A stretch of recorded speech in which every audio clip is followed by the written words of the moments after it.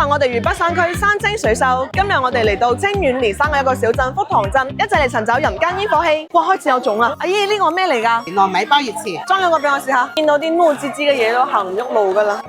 哇，睇拉晒絲啊 ！Gucci 最新款漁夫帽，試試。頭太大，戴唔落。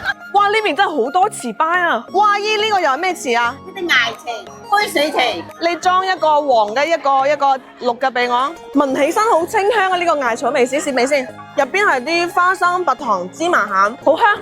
你哋嘅農村中華，農村利群，涼拌菜必備，野生木耳夠晒醜樣。嚟到農村一定要買啲土蛋翻去，先有蛋定先有雞？梗係有雞先啦。世界難題一下子就有咗解答啦！兔兔那麼可愛，不要吃，不要吃。野味三件套，泥鰍、七星魚、石螺。哇！呢個正式老古董啊！